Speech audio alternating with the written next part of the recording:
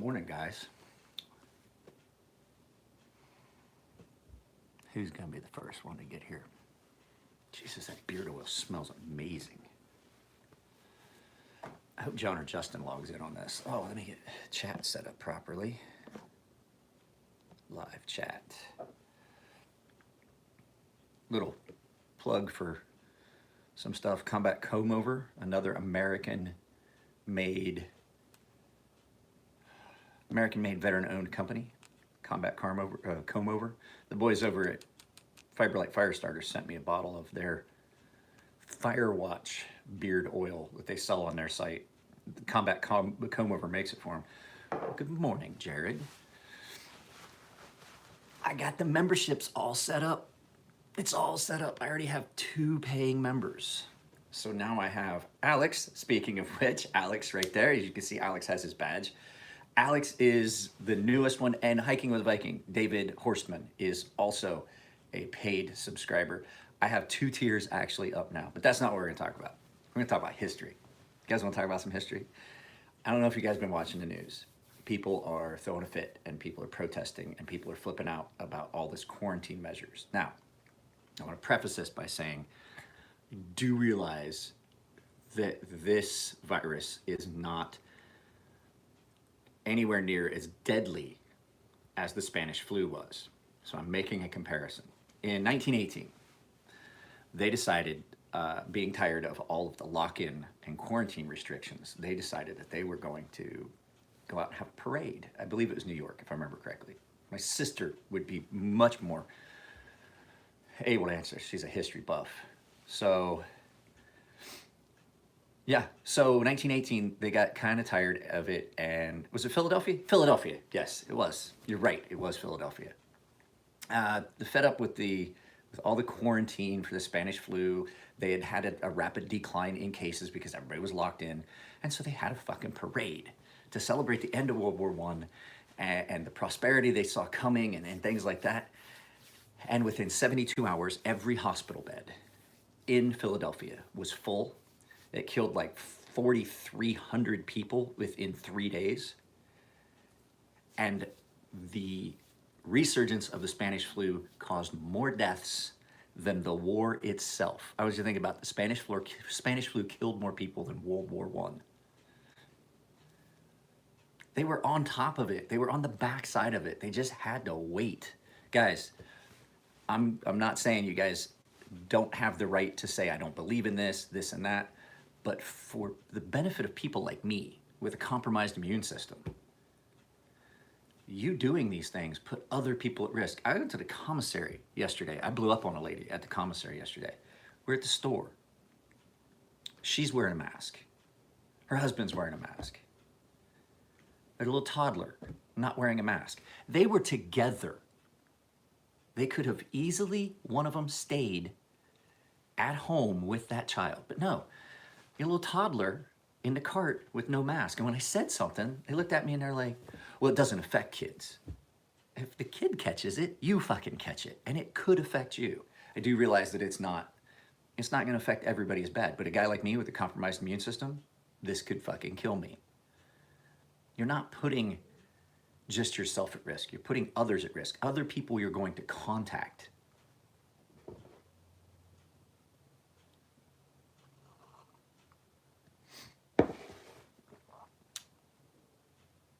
Spanish flu should be a good reminder. 1918, Philadelphia.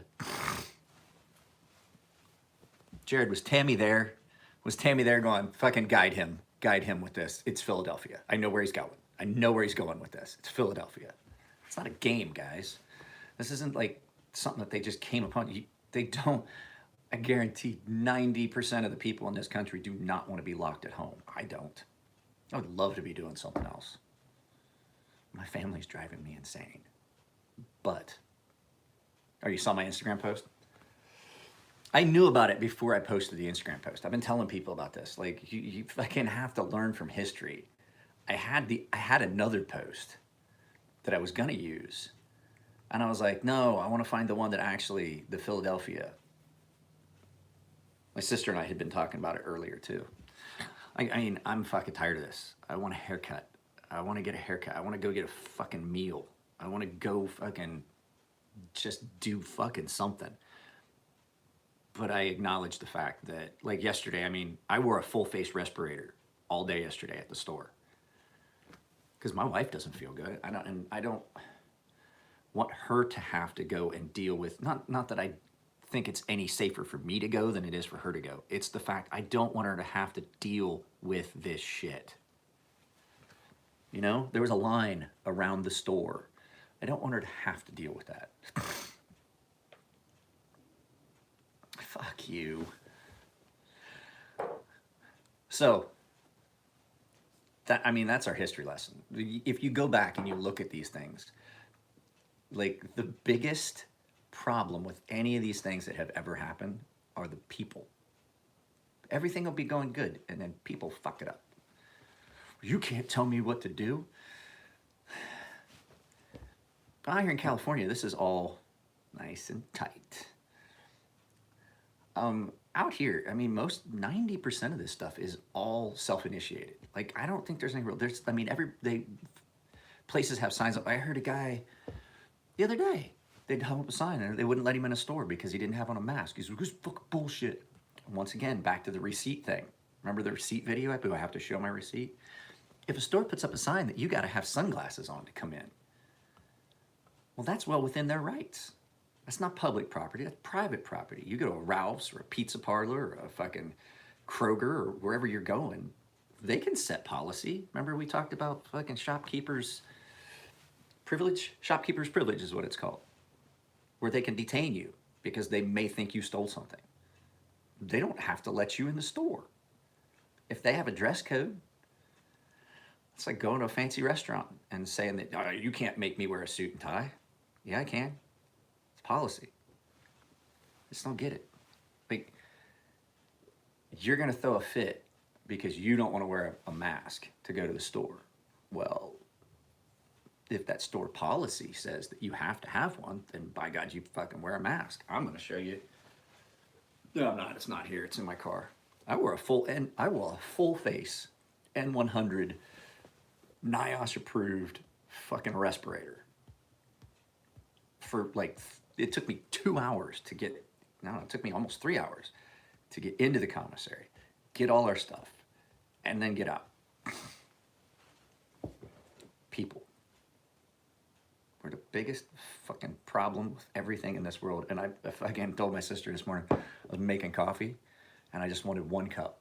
I didn't need to make a big pot. I just want 1 cup because I don't want to get too much. Hey, what's up, Mark?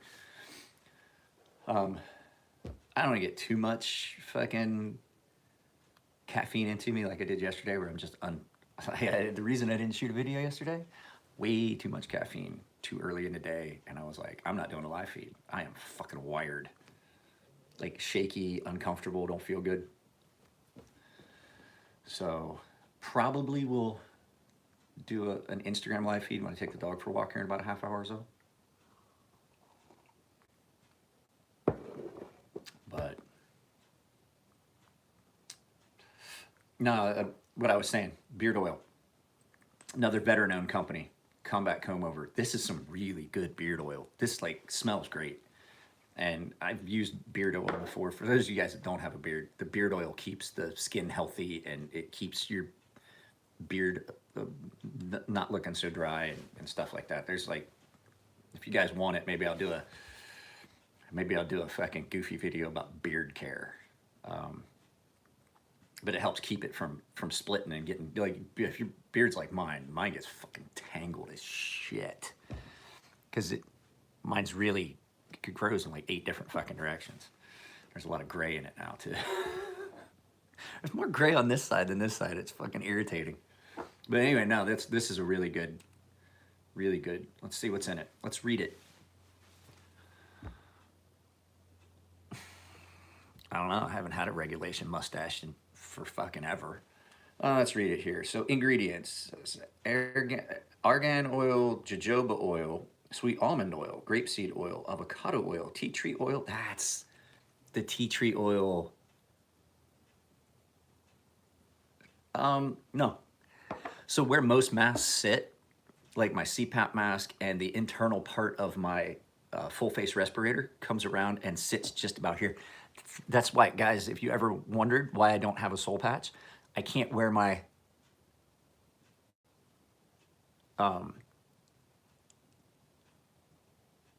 I can't wear my CPAP mask if I have a soul patch. It fucking breaks the seal. You can get a good seal on it. So, yeah, I wore full face NIOSH N100 fucking double filter respirator. I gotta find it because I have to go somewhere today too. Maybe. I'm not sure yet where I have to go, if I have to go. I'm pretty sure I left it in my car. But it's the same respirator. Yeah, it's in my car. It's the same respirator you guys have seen me wear when I'm grinding knives. So what they wear at hospitals is N95. I'm wearing an N100, which is even better. But it's full face respirator. But I'm going to tell you, I put that thing on, got in line for the commissary. Took me about 45 minutes to get in the store.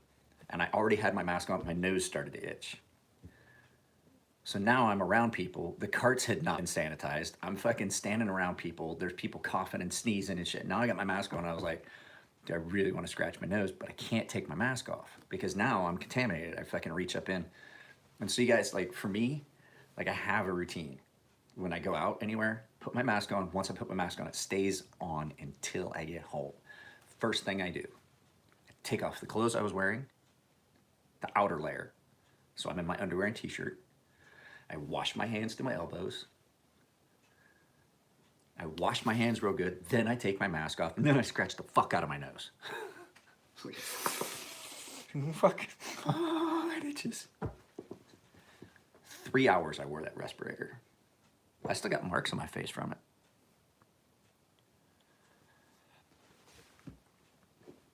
From yesterday, from wearing a mask for 3 hours. I feel bad for the fucking doctors and shit. Like when if I wear a respirator for, part of that could be CPAP, but a lot of it's still lines from wearing that respirator for as long as I did yesterday. Like when I'm making knives, I'll have that line on my face for like a couple days because I get it on good and tight. I want to seal. I don't want to be breathing that shit.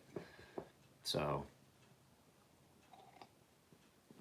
and before I get out of the car, I take the filters off and I do a fucking press check and make sure that the fucking seal check and make sure that I'm getting a good seal. So, yeah, that's my routine when I go anywhere. Close the garage door, strip to my underwear, come in the house. Those clothes fucking immediately go in a hamper out there. Come in, I wash my hands all the way to my elbows. Oh, hi. No, like I said, fucking the guys at Fiberlight Fire Starter have been, oh, they sent me something else. Hang on a second. Gotta go in the bedroom and get it. So we gotta be quiet because my wife is sleeping. She's been sick. I don't know what the fuck's going on with her. She doesn't have a fever. She doesn't have corona. She's just feels like shit. Like all the time.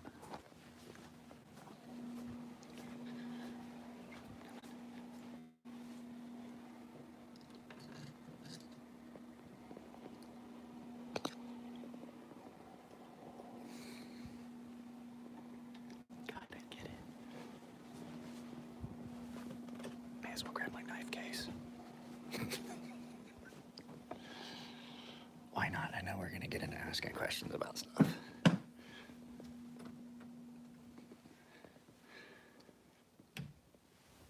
I'm in my pajamas. I'm still carrying a knife. I'm in my fucking pajamas.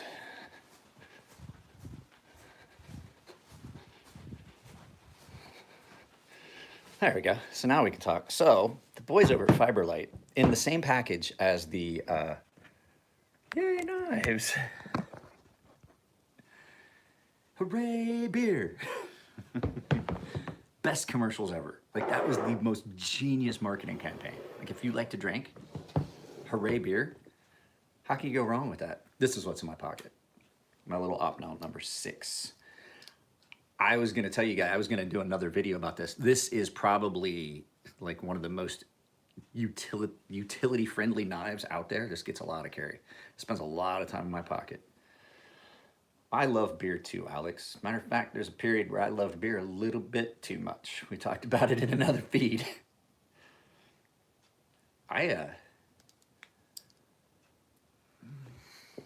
I think my wife took them all out. I don't think I've had 6 beers over the course of the weekend. Maybe. No, these are great. So the boys at Fiberlight Firestarter have a new product. So this is a necklace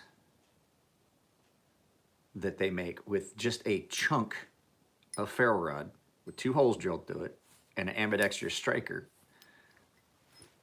And on the back here, I believe,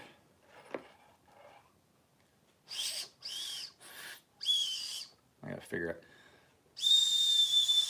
Well, it's got a whistle, but I think I'm getting too far into it. Yeah. Nice little lanyard here. Now I done fucked up. I took the thing out. I took the Go Motivator out. It's easy to fix. Not a problem.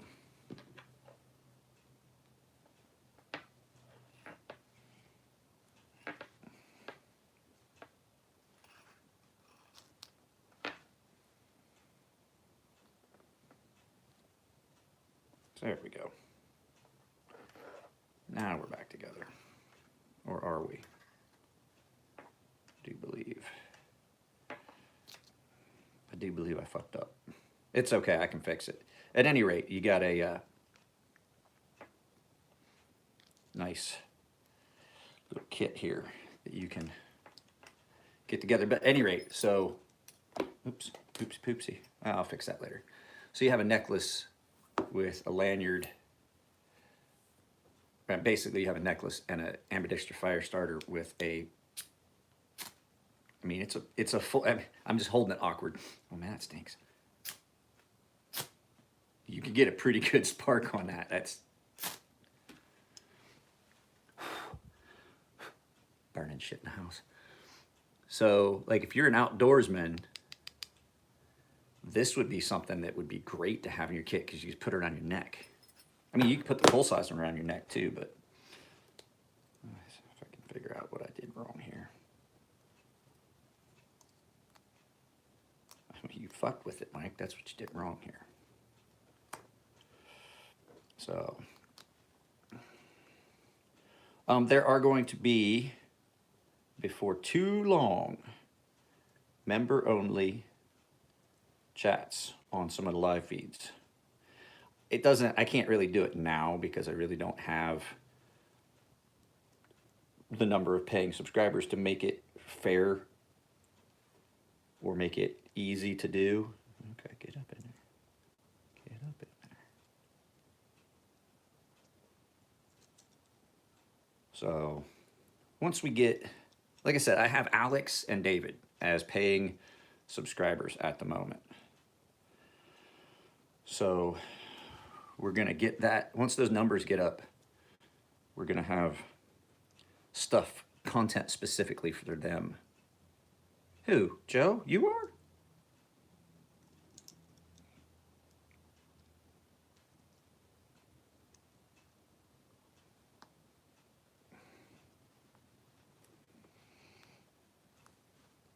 Get in there. Come on. There we go. There we go. There we go. Almost there. Almost there.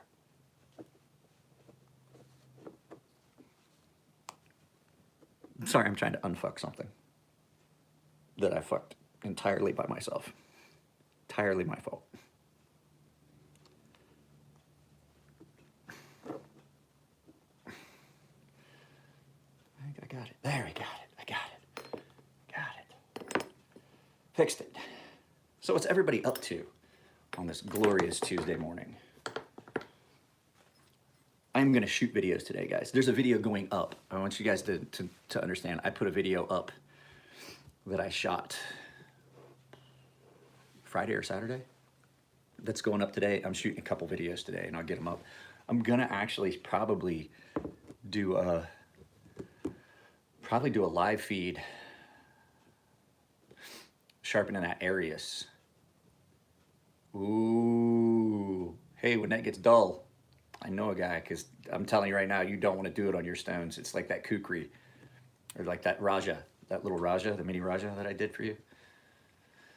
Yeah, you're gonna have a lot of flat spots on your shit, because you won't be able to get into the radius.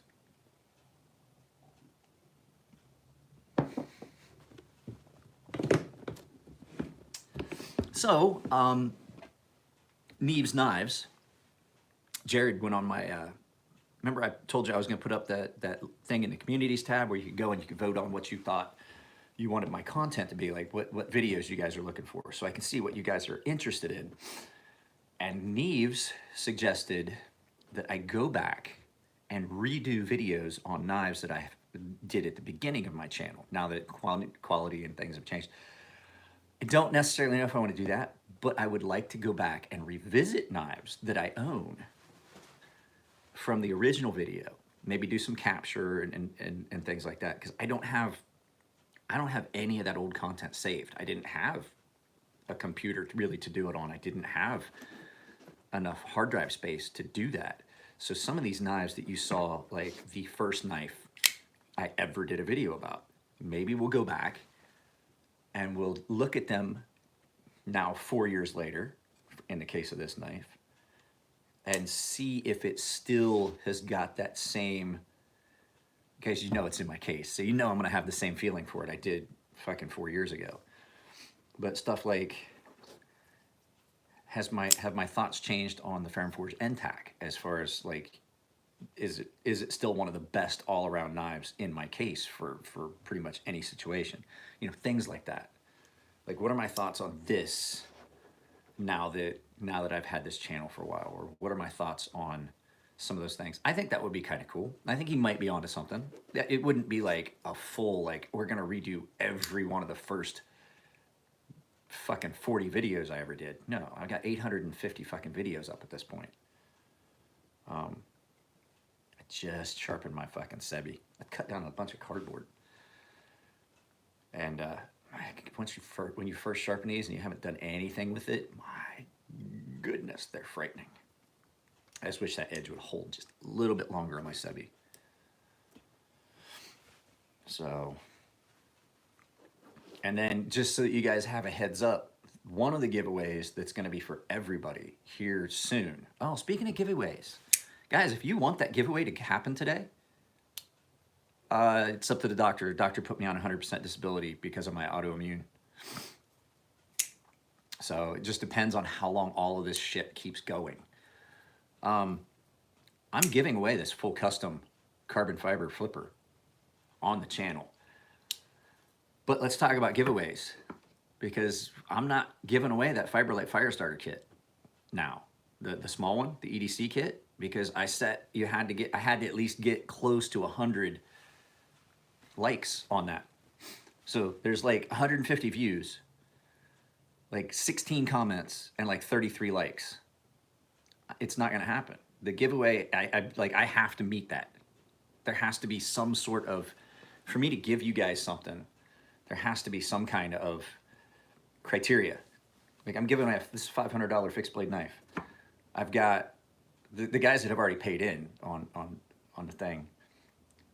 I'm not saying you have to pay me to do this giveaway, but we've got to do something to get the videos shared, to get the subscribers up, so that we can do more stuff, so that there's more interaction. And those thumbs up, that's the only way it's going to work. And so that small EDC kit is probably not going to go. That's the small EDC that I'm doing, the Fiberlight stuff. I'll probably do another video, or we'll say, okay, we'll hold it for a little bit, but I'm not gonna backtrack on it. I said it was a like to give away, so I didn't get the likes. And then David's channel is still only at 80 subscribers. That means that we've only, like, that other kit, I'm giving away a $50 fucking knife and the Fiberlight kit and all the stickers. 2-item giveaway. There's a first place and a second place. The caveat to that was, if you want entered into that contest, you have to follow David on Hiking with a Viking. He's only went from 70 to 80. We've only had 10 people subscribe to his channel. I'm not giving that away either. Well, he said he's cool with giving it away, but like I've got a $50 knife in there that I'm adding to that kick in, and it didn't meet. So I don't think either of those giveaways are going to happen today. That was my big plan, was that this morning was going to be the actual giveaway, but Joe, he already did once, and I shouldn't have to. What we're doing is I'm promoting somebody else's site. I'm promoting David's site. Like literally 100 and something views on that video, and like he has only gotten 10 followers. So I guess people don't want free stuff. I'll keep it. Not trying to be an asshole. Like I'm not saying, hey, you got to pay me to get into this. Like those high dollar stuff, like the rangefinder and stuff. Those are going to be more focused towards the people that are paying into the membership stuff. I already had said that. Like there has to be some reward for them. You know what I mean? So I got two. It'd be an easy giveaway. Like just gives you the giveaway. You get this item, you get this item. Here we go. Seem to have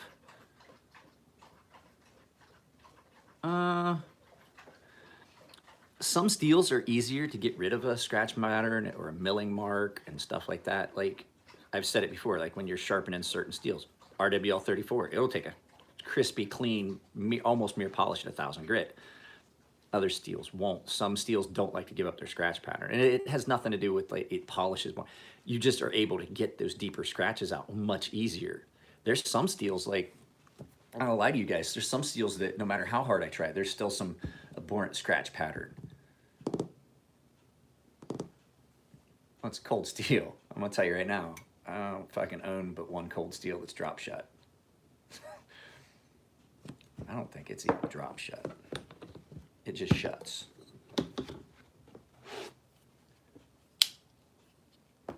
This one's drop shut only because when you take the tension off that triad lock, that's the one I was thinking of. This one's pretty smooth, but I don't. That cold steel drop shut. Come on now.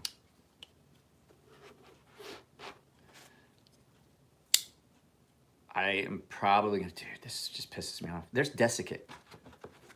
I took it out, but there's a desiccate pack I had in here. It was keeping in here. This rust on this knife. I believe my daughter's up, which means I'm taking the dog for a walk here in a moment. Yeah, I might do an Instagram live feed while I'm walking. I don't think so though. My back hurts today. I'm probably not gonna do it.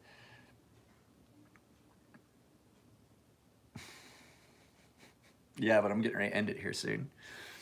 But yeah, she's up. I'm gonna stick around for a few more minutes. We'll keep messing around with this for a few more minutes. Yeah, I'm gonna give this away. This will be a giveaway. And if you guys want it, I modified this, and this could be a giveaway as well. I'm not taking along my modified swordfish. That might be a giveaway. Yeah, I might give that away. Because I never carry it. So stuff like the stuff that I don't carry that's like doesn't have any significant value to me. Yeah, I'll probably start giving that stuff away. I mean, like a lot of this stuff were gifts. Like this was a gift. A lot of this stuff has, like this, I won't ever part with this. They don't even make this. I don't even make this knife anymore. This knife's not drop shut. This action on it's great, but this one is barely even shake shut. Out of all the weave knives I've handled, this is probably the roughest one. But it's still a great knife. Like fucking Alex said, I don't care about drop shut. This knife, where's Horizon D? It's in the case. This knife, this thing is super smooth. We're talking like Sebenza smooth, like Ferrum Forge smooth. This one, if it gets oiled, is drop shut. There's the Horizon D. There you go, Jack. That one's definitely drop shut. I don't care. Drop shut's not a thing for me, really. It doesn't really matter. As long as the action's good. Like most of my other I mean, even most of my Fire and Forge knives aren't drop shut. And they've been worked through. This one, I think this one is it drop, is this one drop shut? No, I just refinished the blade on this one.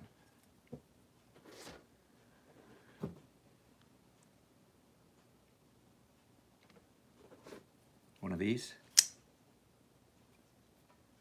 Master Blaster. This is one of my favorite knives ever. Drop shut on your head as a baby. This is like one of the best knives I've ever owned. People are like, oh, it's better. No, it's not better than it's not better than Horizon D. It's different. This is not a production knife. This is so smooth. It's not drop shut. I mean, yeah, it is. Pretty much. Yeah, and this, I haven't cleaned this in a while, so that's, we put a new stop, we had to put a new stop pin in this one. Had to put a new stop pin in this one. I carry this and use it enough that this had blade play. I had deformed the stop pin. This knife spends a lot of time in my pocket.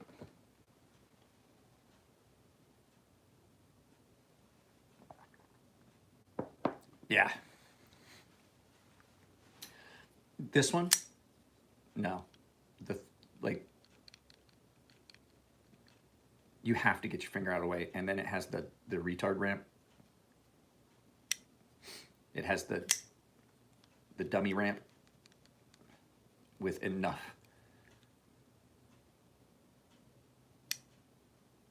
No. You start with a smaller stop pin. Okay, so what happens is you get lock rock. You know why? We've talked about this before. There's a couple things that'll cause it. The stop pin deforms or the blade deforms. And what happens is that allows that blade to have room to move. You stop with a small pin. No, listen, stop. You're interrupting me and I'm gonna lose track of what I'm saying.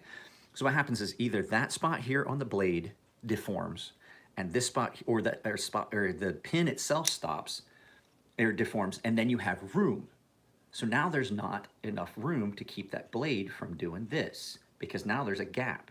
So what you do is you take a little bit of material off the blade and you add a larger stop pin, and then you just adjust you may have to take a little material off the front for the close position. But what it does is then it puts more material here and it kicks the blade back up to get back in touch and contact with the lock. If you started with a large one, you have no room to correct errors. They always start with the smallest one possible, so that throughout the life of the knife, they can probably add a larger stop pin and continue to add a larger stop pin. We had to put a new stop pin in this one because I used it so much. The only downside to that is it does, in the closed position, it has a tendency that, because you've got more material here, but that also means that in your closed position, where the lock bar meets right there, or I'm sorry, the stop pin meets in the closed position, it changes the angle a little bit. So this one had the stop pin replaced and it lifted it up enough that like I have actually cut myself on this. It's still safe as long as, it only happens when I put it in pants that have like track pants or something, where the material can get in there and it catches and it pops the knife out a little bit. But this doesn't get carried very often. This is an incredible piece of art, but not something I would really carry. It's the closest I have to a safe clean, really, to tell you the truth. So that's how you adjust that angle. If you start with a large stop pin, you've got nowhere to go. You have no way to adjust. Like, oh shit.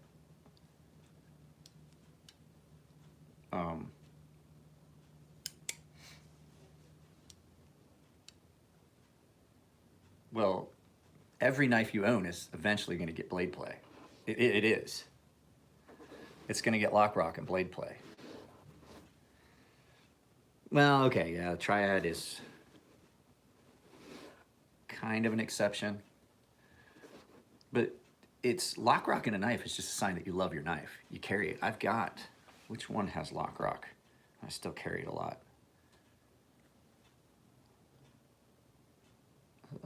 Actually, no, it's not here. I let someone borrow it. But you can always fix the lock rock issue in a liner lock, or a frame lock. I mean, this is a great little knife. Going for a run? You okay? You look really tired. What's the matter? Your chain? Come here. Come here. Come here. Let me help you. So just Oh, stop before you break it. Your hands smell like the chicken wings. No, my hands smell like that Syrup. beard oil. There you go. Now you're next. Do you want to take that off when you go run so it doesn't bounce around? Okay, cool. I can just put it inside my shirt. Yeah, put it inside your shirt. Is that the pendant I made for you? Yeah. Nice. I got two. Yeah, I forgot that I made you two. Yeah, because You have one for your bracelet. Yeah, one's on your bracelet. Well, I can always clean it up and reflame it. I made some little Timascus pendants for my wife, daughter, my sister-in-law, my mother-in-law. I made one for each of Matt Carricker's daughters and his wife for, sent them to him on, over at Vet Ranch. I sent them to the actual veterinarian clinic to make sure that they got them. This has gotten carried enough.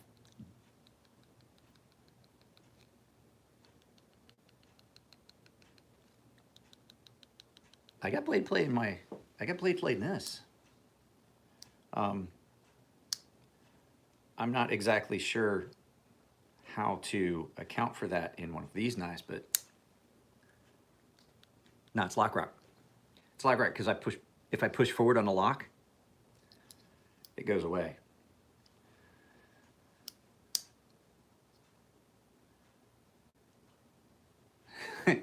Should, but there's only a certain amount. This knife gets used a lot. This knife gets straight. It's been resharpened so many times because it gets used.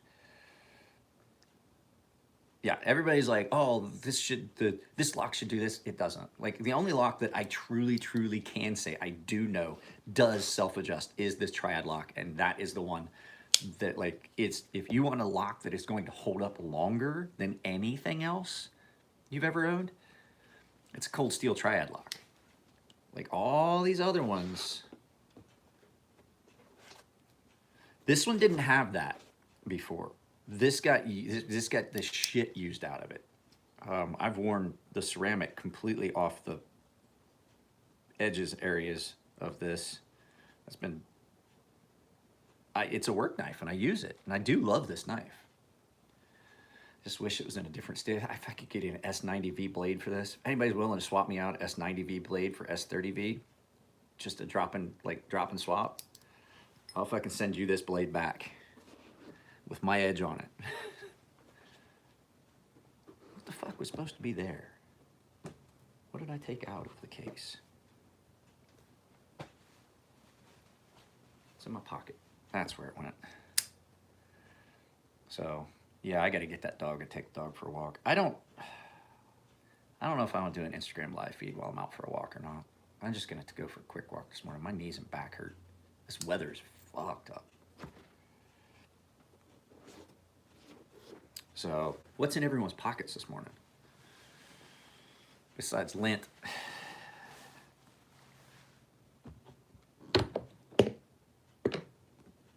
Yeah, I got to take the dog for a walk, but I don't know if I'm even going to do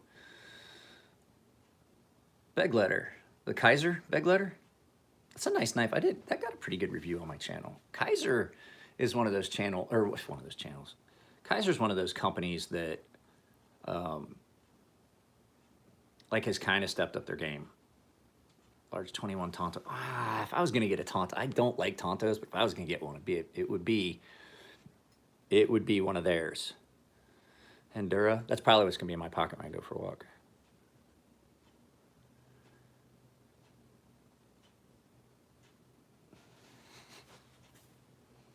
Oh no, it's a Manitoba Moose.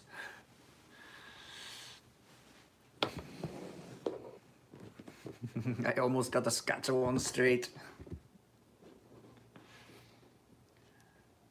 If you guys have not watched the movie Everybody Wants Some, it's the same guy that did Dazed and Confused, but it's set in the 80s in college at a baseball.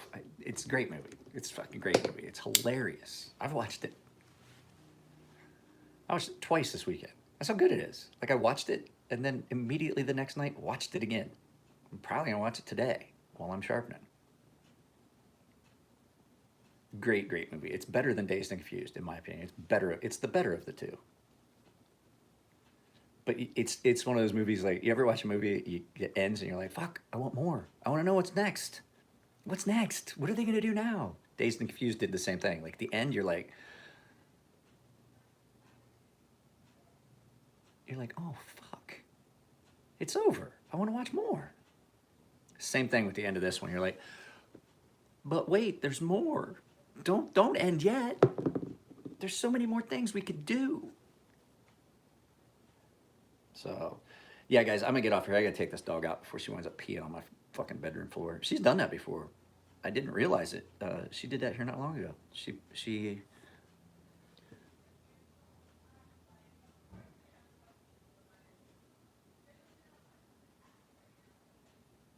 So, at any rate, I'm gonna take the dog for a walk. I will catch you guys later. There is a video going up today at noon. It's not set as a premiere. I didn't set it as a premiere. It's just going to go up at noon. I'm going to be kind of busy today. I've got a handful of knives sharpened. I got to try and fix that one knife of David's, and I want to shoot a video about his Roxy that he got at Blade Show West. So, but I have one knife I got to try and do a tip repair on, and I need to really take a good look at whether I need to take it up and put it on a grinder. I'm not 100% sure how that's going to work out yet, but I will talk to you guys later. Take it easy. Stay inside. Stay the fuck away from people if you can. If you're not essential, just stay away from each other. For the benefit of people like me with a compromised immune system. I got a neighbor that keeps having fucking barbecues and parties. I'm like, look, guys, stay the fuck away from everybody. They just don't fucking listen. So, all right, later. Where's that little X? There it is.